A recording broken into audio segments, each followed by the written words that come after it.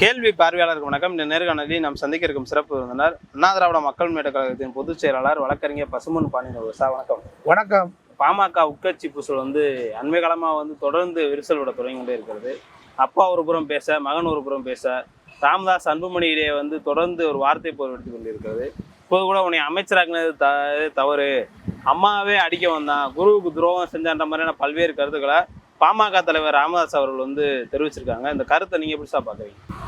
பாட்டாளி மக்கள் கட்சி தலைவர் நிறுவனர் மரியாதைக்குரிய ராமதாஸ் அவர்கள் மீது பொதுவாக தமிழக அரசியல் களத்தில் நான் ஒரு மரியாதை வைத்திருக்கிறேன்.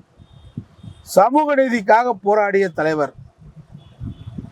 ஆனால் காலப்போக்கில் அவருடைய நடவடிக்கையில் அவர் முன்னுக்கு பின் பேசி நடந்து கொண்ட காரணத்தால் தமிழகத்தில் மிகப்பெரிய சக்தியாக வர வேண்டிய பாமக ஒரு குறுகிய வட்டத்திற்குள் சுருங்கி இன்றைக்கு அவர் குடும்பத்துக்குள் அடிதடி என்று சென்று கொண்டிருக்கும் நிலைமை.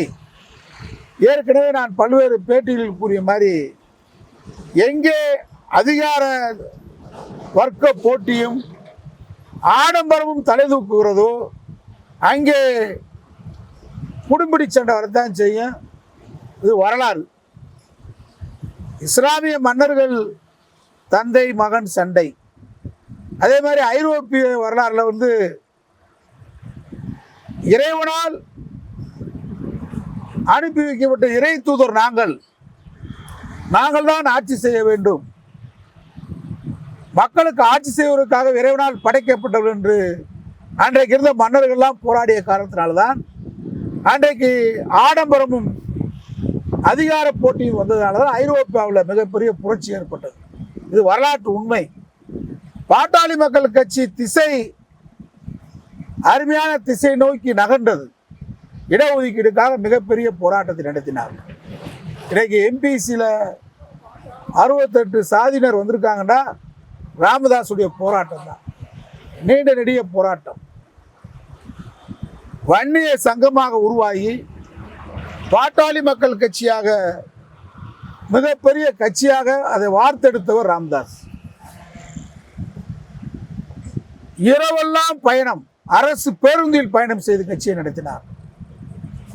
சைக்கிளில் போனார், 2 வீலரில் போனார், 20 சக்கர வாகனத்தில் போனார். வன்னிய மக்களுக்கு ஒரு கிடைச்ச அற்புதமான ஒரு தலைவராக அந்த பகுதியில் வளர்ந்து வந்தார். அரசியல் ஆரம்பம் சரியாக தொடங்கியது. ஆனால் நான் அரசியல் களத்துக்கு வந்தால் செயின்ட் ஜார்ஜ் கோட்டை பக்கம் என்னுடைய குடும்பத்தின் நிழலோ என்னுடைய நிழலோ படாதுன்னு சொன்னவர் திடீர்னு மகனை இன்னைக்கு அவரே ஒத்துக்கிட்டார். மகனை அமைச்சராக்கியதுன்னு என்னுடைய பேச்சை மீறி நானே நடந்து கொண்டது தவறுன்றத இன்னைக்கு ஐயா ராமதாஸ் ஒத்துக்கிட்டு பேசியிருக்காரு. அது செஞ்சது மிகப்பெரிய தவறு. கடந்த நாடாளுமன்ற தேர்தலில் மருமகளை நிறுத்தினார். திடீர்னு மகனை இளைஞர் நிச்சயம் அறிவித்தார். ராமதாஸை கட்சி விட்டு நீக்கினார். ஒரு தலைவராக இருந்து என்றைக்குமே தலைவராக வரமாட்டேன்னு சொன்னவர், நிறுவனராக இருந்தவர், நான் தான் தலைவர், அன்புமணி தலைவரை இல்லைன்றார். இப்படி பல்வேறு குழப்பங்கள் நடந்துக்கிட்டே இருக்குது. ஒரு முக்கியமான காலகட்டம் இந்தியா இன்னைக்கு.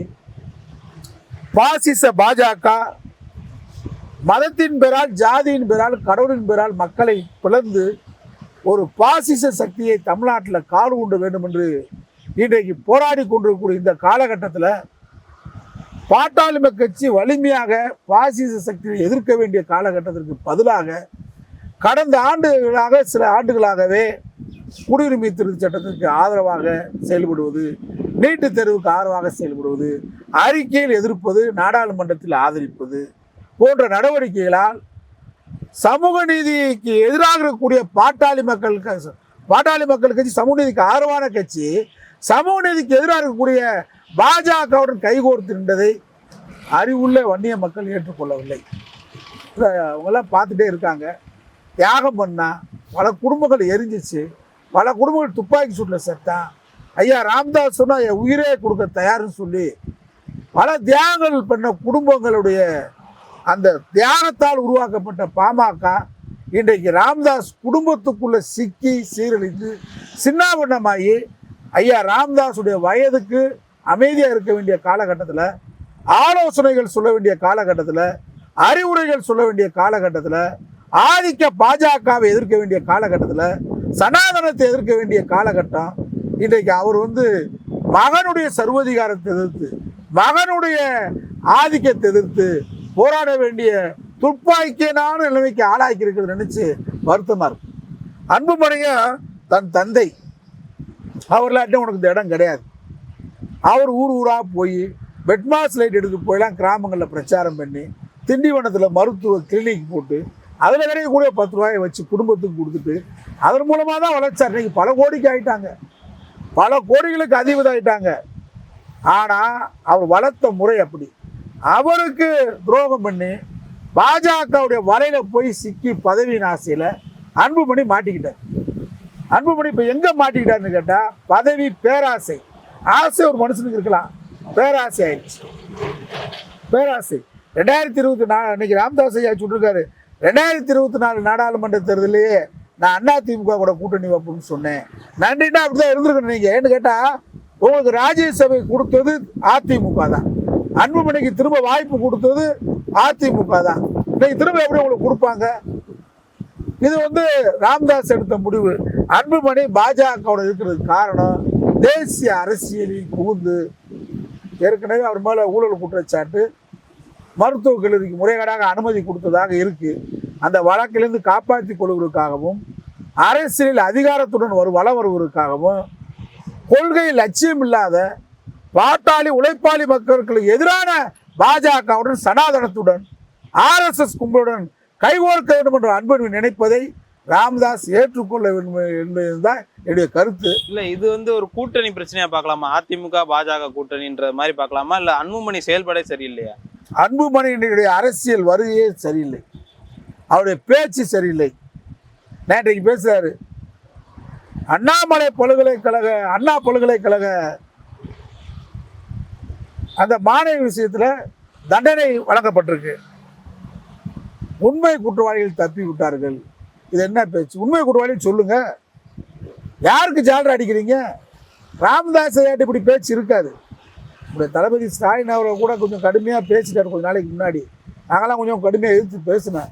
கடந்த மகாபலிபுரத்தோட பொதுக்கூட்டத்தில் தம்பி ஸ்டாலின் மரியாதையோட பேசிட்டார்.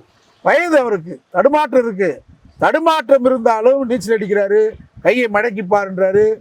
அவரும் வயசுக்கு மீறி தான் பண்ணுறாரு. ஆனால் கட்சியில் யாரை உருவாக்கி இருக்கணும்? உங்கள் கூடவே இருந்த AK மூர்த்தியை கொண்டு வந்துருக்கணும், உங்கள் கூட இருந்த GK மணியை கொண்டு வந்துருக்கணும், உங்களுக்காகவே வாழ்ந்துக்கிட்டு இருக்கிறவங்கள கொண்டு வரணும், குடும்பத்துக்குள்ள கொள்கை வாரிசாக கொண்டு வரணும். இந்த கலைஞர் கடைசி வரைக்கும் தலைவர் பதவியை விட்டு கொடுக்கல, இறுதி மூச்சு வரை கலைஞர் விட்டு கொடுக்கல. செயல் தலைவராக தான் ஸ்டாலினை போட்டார். ஆனால் பொதுச் செயலாளர் பேராசிரியர் உட்பட கட்சியில் அத்தனை தொண்டர்களும் ஸ்டாலினை விட்டுக்கிட்டாங்க. கொள்கை ரீதியாக வளர்ந்து வந்தார். அன்புமணி அப்படி வளரல. வளராம நீங்கள் 35 வயசுல மந்திரி ஆகிட்டீங்க. நல்ல இளமையான வயது. அவருக்கு வளமான துறையை கையில் கொடுத்துட்டீங்க. வளமாக வாழ்ந்து பழகிட்டாரு. இனிமேல் அந்த வளமான வாழ்க்கையை தான் அவர் விரும்புகிறாரு. அவருக்கு பாட்டாளி மக்கள் கட்சியுடைய சமூக நீதி கொள்கையோ, பாட்டாளி மக்கள் கட்சிக்கு பாடுபட என்ற கொள்கையோ, வன்னிய மக்களுக்கு இடஒதுக்கீடுக்காக போராட வேண்டும் என்ற உணர்வோ இல்லாமல் அவர் வாழ அப்படிலாட்டி தன் மனைவியை நிப்பாட்டுவாரா? பாட்டாளி மக்கள் கட்சி ஆளே இல்லையா? இவர் குடும்ப ஆதிக்கத்தை பற்றி திமுக விதத்தில் பேசுகிறார் அன்புமணி. ஐயா ராமதாஸ் இன்னைக்கு வருத்தத்தோடு சொன்ன மாதிரி நீங்கள் சொல்லுவீங்க ஒரு நாளைக்கு வருத்தத்தோட அன்புமணி. இன்னைக்கு ஐயா சொல்லிருக்காரு, நான் உன்னை மந்திரி ஆக்கணும் தாண்டா தவறுன்னு இருக்காரு. அது மட்டுமல்ல, பெரிய குற்றச்சாட்டு, தாயவே பாட்டில் எடுத்து குத்த வந்தாருன்றாரு. சாதாரண ரவுடி போக்கிரி பேசுகிற மாதிரி சொல்கிறார் ஐயா ராமதாஸ். இதெல்லாம் தவறு நடந்திருந்தால் அன்புமணி தெரிந்து கொள்ள வேண்டும். இந்த கட்சி தேவையான கட்சி, நாட்டு மக்களுக்கு அவசியமான கட்சி. ஆனால் அந்த கட்சியை இன்றைக்கு பல ஆயிரம் கோடிகள் அந்த கட்சியில் இருக்கிறனால சொத்துக்காகவும் சண்டை வருது. அன்புமணியை கொண்டு வந்தனால தான் பேரை முகுந்தே வர்றேன், மகப்புள்ள வருது. வெறும் அரசியலில் போராடுறதுக்காக வரல, சொத்து இருக்கு. ஐயாவுக்கு வயசு லிமிட்டுக்கு மேலே போயிட்டு இருக்கு. ஐயா நீச்சல் அடிச்சு காட்டுறாரு, கையை மடக்கடான்னு சொல்லலாம் பார்க்குறாரு, சொல்லி பார்க்குறாரு. இருந்தாலும் வயது இருக்கு, சொத்து நாளைக்கு அன்புமணிக்கு மட்டும் போயிடக்கூடாது. இது பாட்டாளி மக்கள் கட்சி என்பது கொள்கைக்காக, சித்தாந்தத்திற்காக ஆரம்பிக்கப்பட்ட இயக்கம்.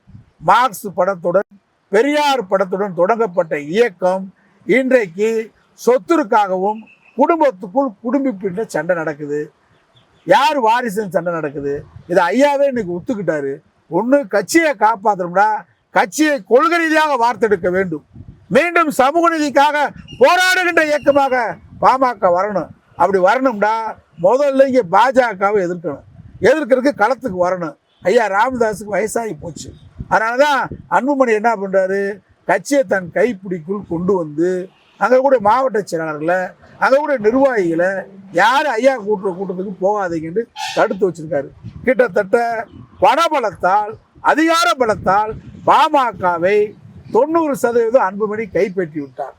ஐயா வந்து பழைய பெருங்காயிட்டப்பா, அதனால் மனத்துக்கிட்டே இருக்காரு. அவர் மதிக்க தான் செய்கிறான். அதனால் அன்புமணிக்கிட்ட இருந்து பாமகவை ஐயா ராமதாஸ் மீட்க முடியுமாண்டா? வயது போச்சு, தாட்டி மீட்டிருப்பார். அதனால் இன்றைக்கு பாமகவில் இருக்கக்கூடிய உண்மையான மாவட்ட செயலாளர் தலைவர்கள் எல்லாம் பாஜக பக்கம் அன்புமணி செல்வதை தடுத்து நிறுத்த வேண்டும் என்றால் கொள்கை ரீதியாக சிந்தித்து மீண்டும் சமூக நீதி இயக்கமாக பாமக உருவாக்க வேண்டும் என்றால் ராமதாஸ் தலைமையில் உண்மையான உணர்வாளர்கள் வர வேண்டும். காசுக்கு போகிற கூட்டமாயிட்டான். எந்த பக்கம் காசு இருக்கோ அங்கிட்டு போன்ற முடிவுக்கு எல்லா கட்சிக்கும் வந்துட்டாங்க. அதில் பாமக மட்டும் விதிவிலக்கு அல்ல. அதனால் அன்புமணி ராமதாஸ் அவர்கள் தன் தந்தை வயதில் மூத்தவர், எல்லோராலும் மதிக்கப்படக்கூடிய தலைவராக இருக்கக்கூடியவர், அவரை வந்து துன்பப்படுத்துவதை நிறுத்தி கொள்ள வேண்டும் என்பதுதான் நம்மை போன்ற சமூக நீதி மீது அக்கறை கொண்ட நாமெல்லாம் விரும்புகின்றோம். நன்றி சார். நன்றி.